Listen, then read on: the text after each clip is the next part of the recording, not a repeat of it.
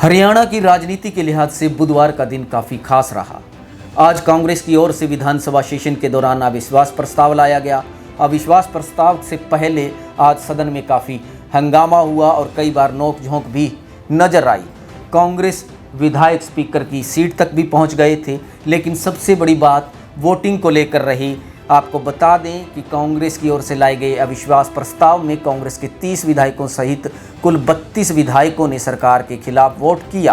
कांग्रेस के 30 विधायकों के अलावा चरखी दादरी से आजाद विधायक सोमवीर सांगवान और बलराज से निर्दलीय विधायक बलराज कुंडू ने सरकार के खिलाफ अपना वोट किया। खास बात यह रही कि भारतीय जनता पार्टी को उसके खुद के 39 विधायकों के अलावा जजपा के 10 विधायकों के वोट भी मिले और इसके साथ ही 5 आज़ाद विधायकों और हरियाणा लोकहित पार्टी के विधायक गोपाल कांडा ने भी सरकार के पक्ष में वोट किया।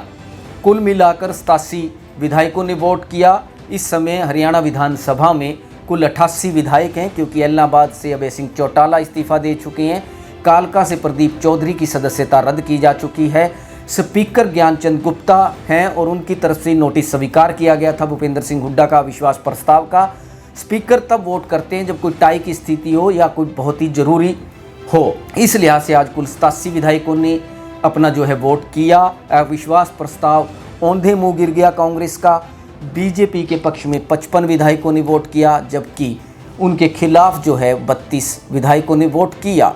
हम अगर सियासी गणित की बात करें और विधानसभा के सियासी गणित का आंकलन करें तो इस समय सरकार को समर्थन के लिए 45 विधायकों की ज़रूरत है और इसी तरह से विपक्ष को भी अगर सरकार गिरानी है तो उसे 45 विधायकों के समर्थन की ज़रूरत थी। लेकिन उस जादुई आंकड़े से कांग्रेस वो 13 अंक दूर रह गई, जबकि अपने जादुई आंकड़े से भारतीय जनता पार्टी को 10 विधायकों का अधिक समर्थन हासिल हुआ। उसे 45 वोट चाहिए थे, लेकिन 55 वोट उसके पक्ष में मिले। दिलचस्प बात यह भी है कि भारतीय जनता पार्टी का यह दूसरा कार्यकाल है। मनोहर लाल वो लगातार 6.25 बरस से मुख्यमंत्री बने हुए हैं और 6.25 बरस में पहली बार भारतीय जनता पार्टी के खिलाफ अविश्वास प्रस्ताव लाया गया और यह पहला अविश्वास प्रस्ताव भी बुरी तरह से औंधे मुंह गिरा।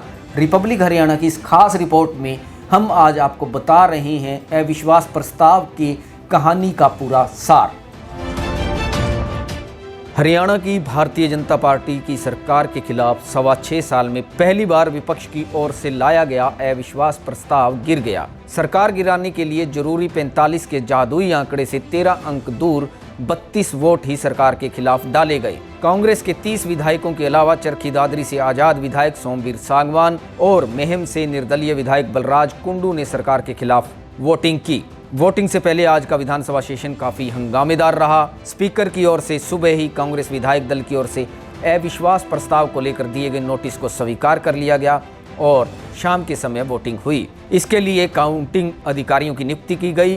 भाजपा के 40 और जजपा के 10 विधायकों के अलावा सरकार को 5 आज़ाद विधायकों और हलोपा के गोपाल कांडा का भी वोट मिला। रानिया से आज़ाद विधायक और सरकार में बिजली मंत्री रणजीत सिंह, पिरथला से आज़ाद विधायक नैनपाल सिंह रावत, पुंडरी से आज़ाद विधायक रणधीर गोलन, बादशाहपुर से आज़ाद विधायक राकेश दौलताबाद व नीलोखेड़ी से आज़ाद विधायक धर्मपाल गोंडर ने भी सरकार को समर्थन दिया। हरियाणा में वर्तमान में कुल 88 विधायक हैं। स्पीकर ज्ञानचंद गुप्ता ने वोट नहीं किया, क्योंकि स्पीकर हमेशा टाई होने की स्थिति में अपना वोट करते हैं। कुल मिलाकर आज 87 विधायकों ने वोट किया। वोटिंग में गठबंधन सरकार के पक्ष में 55 जबकि खिलाफ 32 वोट ही पड़े। आपको बता दें कि पिछले करीब 3.5 माह से किसान आंदोलन जारी है और 3 कृषि कानूनों को लेकर हरियाणा की सियासत में भी हलचल तेज है। विपक्ष लगातार सरकार पर हमलावर है। 3 कृषि कानूनों को लेकर कांग्रेस की ओर से लगातार अविश्वास प्रस्ताव लाने की घोषणा के बाद से ही राज्य में सियासी पारा उफान पर चल रहा है। अब बुधवार को कांग्रेस विधायक दल के नेता व पूर्व मुख्यमंत्री भूपेंद्र सिंह हुड्डा की अगुवाई में लाया गया अविश्वास प्रस्ताव 45 के जादुई आंकड़े से 13 अंक दूर 32 तक ही सिमट गया। कांग्रेस के 30 विधायकों के अलावा चरखी दादरी से आजाद विधायक सोमवीर सांगवान और मेहम से आजाद विधायक बलराज कुंडू ने भी सरकार के खिलाफ वोटिंग की। सांगवान और कुंडू काफ़ी समय पहले से ही सरकार से अपना समर्थन वापस ले चुके हैं। आपको बता दें कि हरियाणा में अक्टूबर 2014 में भारतीय जनता पार्टी ने 90 में से 47 सीटों पर जीत दर्ज की थी और उस समय पहली बार भाजपा ने अपने बलबूते पर सरकार बनाई थी। भाजपा की ओर से करनाल से पहली बार विधायक निर्वाचित हुए मनोहर लाल खट्टर को मुख्यमंत्री बनाया गया। इसके बाद साल 2019 के विधानसभा चुनाव में भाजपा को 40 सीटों पर जीत मिली। कांग्रेस ने 31 सीटों पर जीत दर्ज की, जबकि जननायक जनता पार्टी ने 10 सीटों पर जीत हासिल करने में कामयाबी हासिल की थी। हलोपा को 1 सीट पर जबकि 7 आजाद विधायक चुने गए थे। भाजपा ने जजपा के साथ मिलकर सरकार बनाई। हलोपा के विधायक गोपाल कांडा के अलावा 5 आजाद विधायकों ने भी आज सरकार के पक्ष में वोट किया। पिछले करीब 6.25 वर्षों में भाजपा सरकार के खिलाफ पहली बार अविश्वास प्रस्ताव आया। इससे पहले अविश्वास प्रस्ताव नहीं लाया गया। उसकी वजह सियासी गणित भी कहा जा सकता है। 2014 से लेकर 2019 तक हरियाणा में विपक्ष 2 धड़ों में था। इनेलो शेद के पास 20 विधायक थे और इनेलो प्रमुख विपक्षी दल था, जबकि कांग्रेस के पास 15 विधायक थे। इनेलो और कांग्रेस दोनों की ही राजनीतिक विचारधारा अलग अलग है। ऐसे में भाजपा के पिछले कार्यकाल में विपक्ष की ओर से अविश्वास प्रस्ताव नहीं लाया गया।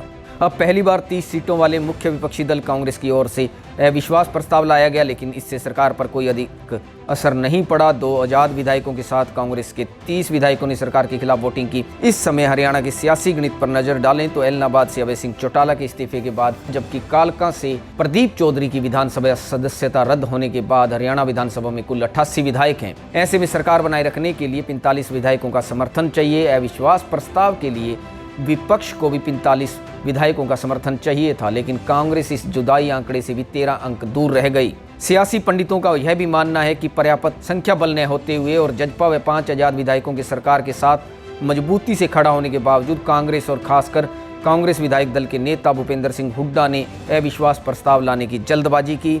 इससे व्यक्तिगत रूप से हुड्डा को तो नुकसान पहुंचाई है और खासकर कांग्रेस पार्टी को भी हानि हुई है।